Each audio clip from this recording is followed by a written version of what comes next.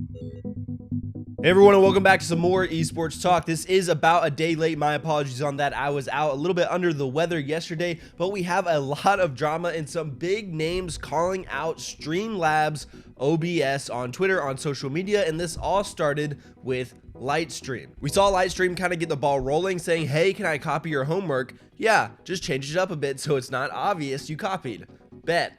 And they posted this screenshot comparing their website to Streamlabs' website, where you can tell the same exact layout is used, the same exact words, just changed up barely. And even at the very bottom, probably one of the most ridiculous parts, where their reviews are taken almost word for word. This started a whole slew of backlash where we had people outraged at the fact that they just straight up plagiarized their landing page from Lightstream, as well as people trying to defend them saying, oh, well, this is just a template. A lot of these words are, similar and keywords that a lot of people use, but we had people come forward and say, no, I'm the person in this review. This is a real review that I gave to Lightstream. This isn't just some made up template. They definitely just ripped this straight from the website. So we saw people respond, and we also saw Streamlabs eventually respond to that post saying, we made a mistake. Text on the landing page was a placeholder text that went into production by error. This is our fault. We removed the text as soon as we found out. Our intended version is now live. Lightstream team is great, and we've reached out directly to them to apologize. But we even had people like Carnage and Jacksepticeye saying, if it was a placeholder, why did you make up new people for the quotes at the bottom? Why not just leave it as it was? Again, pretty weird situation, because if it's just a placeholder, why are you using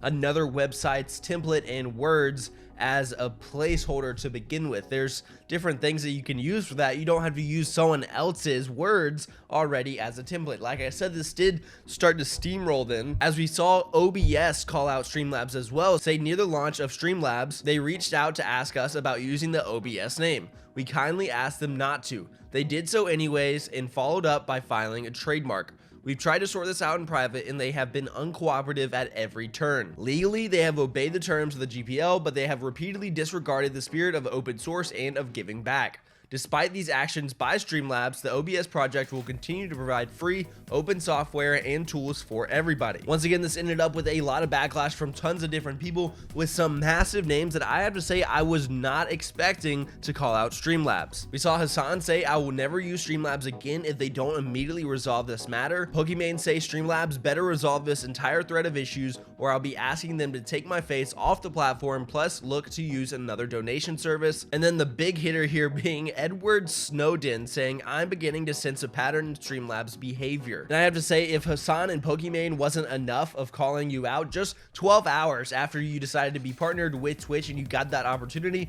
you have Edward Snowden, the guy who ratted out the CIA, who took information from the NSA and ran to Russia and currently lives in Russia. That guy calls you out for what you did and for how shady you were being with OBS. It's just a whole new level of you're in trouble, right? We had tons of other people, including Avali, Shocks, Pokelaws, Jacksepticeye, Ammunition, and Gold Glove, all also react in similar ways, just being astounded that these were even two different projects. I think a lot of people were just confused by the names and felt like these were similar projects, or as if they had worked together on them, which is where a lot of this misunderstanding had came from. They did eventually respond, that is Streamlabs, saying, we're taking immediate action to remove OBS from our name. Streamlabs OBS is built on top of the OBS open source platform. Streamlabs OBS is also open source, and our code is publicly available.